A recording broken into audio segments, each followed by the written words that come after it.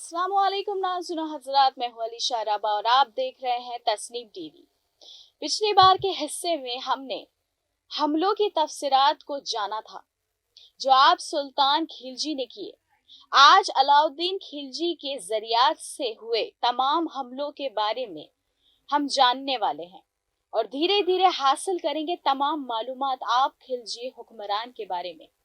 तो देखते हैं दास्तान हिंद का हिस्सा नंबर 3, आप सुल्तानुल हिंद खिलजी पर। मेवाड़ राजपूतों की दूसरी ताकतवर रियासत थी और चित्तौड़ का किला हिकमत अमली के लिहाज से बहुत ही महफूज जगह पर था। 28 जनवरी 1303 ईस्वी को सुल्तान ने चित्तौड़ पर हमला कर दिया। 7 महीने के दुश्वार कुन जद्दोजहद के बाद 26 अगस्त 1303 ईस्वी को इस किले पर कब्जा कर लिया गया। राणा रतन सिंह मारे गए और रानी पद्मिनी या पद्मावती ने बहुत सारी राजपूत खवातीन के साथ जौहर की रस्म को अदा किया। चित्तौड़ का नाम खिजराबाद रखा गया और 7 या 9 बरस के शहजादे खिजर खां को वहां का चीफ मुकर्रर किया गया, जिसका निगरान मलिक शाही नाया बारबक सुल्तान का दास को बनाया गया। अलाउद्दीन खिलजी को मंगोलों से निपटने के लिए दिल्ली वापस आना पड़ा। खिजर खां राजपूतों की कड़ी मुखालफत के सबब चित्तौड़ पर ज्यादा देर तक इख्तियार नहीं रुक सका।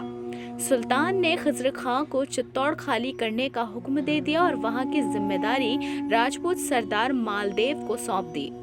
गुहिलोत राजघराने के हमीर देव ने 1321 ईस्वी में मालदेव को शिकस्त देकर मेवाड़ को आजाद करवा दिया। अब मालूमात हासिल करते हैं आप अलाउद्दीन खिलजी की दक्कन फतह के बारे में। तो देर किस बात की, देखते हैं ये खास प्रोग्राम और जानते हैं कि आप अलाउद्दीन खिलजी की फतह किस तरह से शुमार रही थी। 1305 में सुल्तान ने ऐनुल मुल्क की क़ियादत में मालवा के खिलाफ एक सेना भेजी। मालवा के राय महलक देव और उसके वजीर आजम कोका प्रधान ने शाही फौज की मुखालिफत की, मगर नवंबर-दिसंबर 1305 ईस्वी में उनको शिकस्त देकर उनका खात्मा कर दिया गया। इस फतह ने मुसलमानों को उज्जैन, माड़ू, धार और चंदेरी पर हुकूमत करने के लायक बना दिया। ऐनुल मुल्क को मालवा का गवर्नर मुकर्रर कर दिया गया। 3 जुलाई 1308 को शाही अफवाज ने सेवाना के परमार हुक्मरान शीतल देव के खिलाफ कूच किया।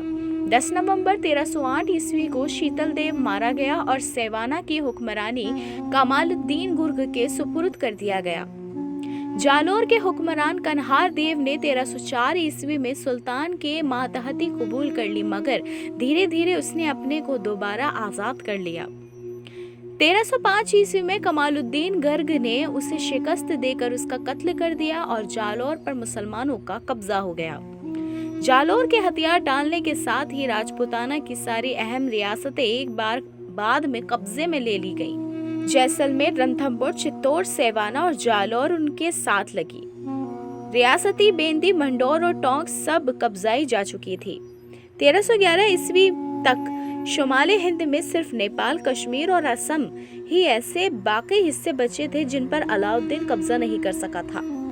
शुमाली हिंद को फतह करके सुल्तान ने जुनूबी हिंद की तरफ कदम उठाया।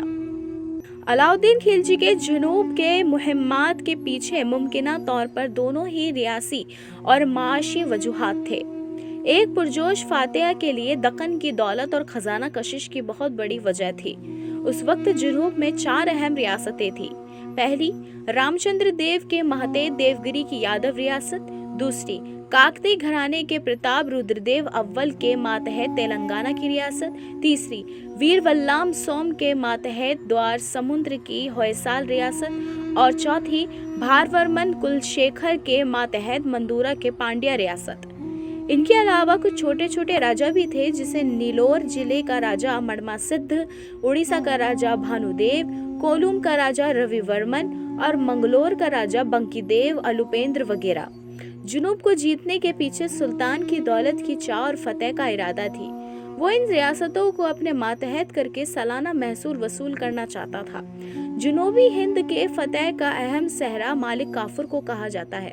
मालिक काफूर गुजरात में हिंदू मजहब के एक तीसरी पार्टी के तौर पर था, जिसे 1000 दीनार में खरीदा गया था, इसीलिए उसे 1000 दीनारी भी कहा जाता है। देवगिरी की फतह 1307 ईस्वी में मालिक काफूर के मातहत देवगिरी के खिलाफ दूसरी मुहिम चलाई गई। इसके दो वजह थी। अव्वल कि 3 बरस से देवगिरी के राजा ने बाकायदा महसूल शाही खजाने में जमा नहीं करवाया था, और दोम ये कि देवगिरी के राजा रामचंद्र ने गुजरात के राजा कर्ण बघेला से उसकी बेटी देवल देवी को पनाह दी थी। कर्ण को शिकस्त देकर देवल देवी को पकड़कर दिल्ली भेजा गया और राजकुमार खिज्र खां से उसकी शादी कर दी गई। रामचंद्र भी जल्द ही शिकस्त खा गए। सुल्तान अलाउद्दीन खिलजी ने उसके साथ बहुत बेहतरीन बर्ताव किया। उससे राय रायन का लक़ब अता करके उसे देवगिरी का गवर्नर मुकर्रर कर दिया। दर हकीकत सुल्तान रामचंद्र की मदद से दक्कन पर अपना कब्जा बनाए रखना चाहता था। वारंगल की फतह के बारे में बात करें तो 1309 में मालिक काफूर के मातहत एक फौज तेलंगाना पर फतह हासिल करने के मकसद से भेजी गई। मुमकिना तौर पर सुल्तान का मकसद यहाँ से दौलत हासिल करना ही था। यहाँ के राजा प्रताप रुद्रदेव ने हार के बाद समझौता करके बेपनाह दौलत काफूर को दे दी। उसने अपनी एक सोने का मुजस्समा बनवाकर इसके गले में एक सोने की जंजीर डालकर हथियार डालने के मुतरादिफ काफूर के पास भेजा। साथ ही 100 हाथी, 7000 घोड़े और बड़ी तादाद में कीमती पत्थर, सिक्के, दौलत दिए। मुमकिना तौर पर इसी वक्त दुनिया का मशहूर कोहिनूर का हीरा प्रताप रुद्रदेव ने मालिक काफूर को दे दिया। मालिक काफूर ने इस सुल्तान अलाउद्दीन को सुपुर्द कर दिया। प्रताप रुद्रदेव ने सालाना महसूल देना भी कबूल कर लिया। कहा जाता है कि काफूर तकरीबन 1000 ऊंटों पर सोना, चांदी, हीरे, जवाहरात वगैरह लेकर दिल्ली लाया था। द्वार समुद्र 1310 ईस्वी में मालिक काफूर ने होयसल रियासत के खिलाफ चढ़ाई की। देवगिरी के रामचंद्र ने शाही फौज की पूरी मदद की। होयसल राजा वीर बल्लाल की 1311 ईस्वी में हार हुई और काफूर ने यहाँ के शहरों और मंदिरों को खूब लूटा। वीर बल्लाल ने सुल्तान की मातहती कबूल कर ली। सुल्तान अलाउद्दीन ने वीर बल्लाल देव को छतरी और 10 लाख टंके की थैली पेश की थी। अभी आप सुल्तान अलाउद्दीन खिलजी का किस्सा मुकम्मल नहीं हुआ। अभी तो और मालूमात से आपको वाकिफ करना है। मिलते हैं अगले हिस्से में, यानी कि हिस्सा नंबर 4 में, किस्सा और दास्तान अलाउद्दीन खिलजी को लेकर। तब तक के लिए देखते रहे दास्तान हिंद, सिर्फ तस्नीम टीवी पर। खुदा निगहदार।